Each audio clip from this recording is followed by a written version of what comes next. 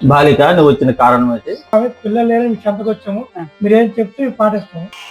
నా ఏడు కొండలంకల్లో, నా సింహాదిరప్పల్లో, నా రాయగడ మధ్యగారంలో, నా విశాఖపట్నం కనక మహాలక్ష్మి తెల్లో, నా చెల్లులు చేరలే రామ రామ రామ చెల్లులో నీకు ఎలాగ పుడతారు పిల్లలు వాళ్ళ చెల్లులా నీకు కప్పదోషం తగిలిపోయింది. కప్పదోషమా? ఇదేదో గొప్ప దోషంలాగా ఉంది. నువ్వు క్యాంప్ వెళ్తుండేటప్పుడు ఒక ఆడ కప్పకు కుమ్మేశావే. ఆ కప్పదోషం పోకపోతే గాని నీకు పిల్లలు పుట్టరే.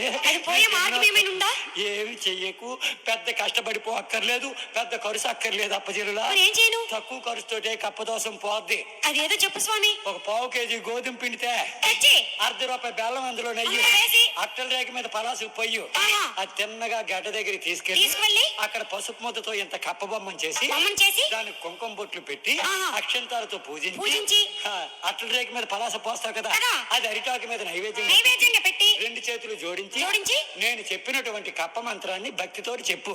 ఏంటో చెప్పు స్వామి. 2 చేతులు జోడించు, 2 కళ్ళు గట్టిగా మూసుకో. ఇప్పుడు చెప్పు.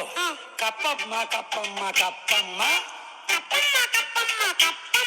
నిన్ను కాలుతో తొక్కడము తప్పమ్మ, నిన్ను కాలుతో తొక్కడము తప్పమ్మ, ఇదిగో ఇదిగో పప్పమ్మ. అది నేను అనాలా స్వామి? అనకపోతే పప్ప, అనకపోతే కప్ప నోరు ఇలాగే.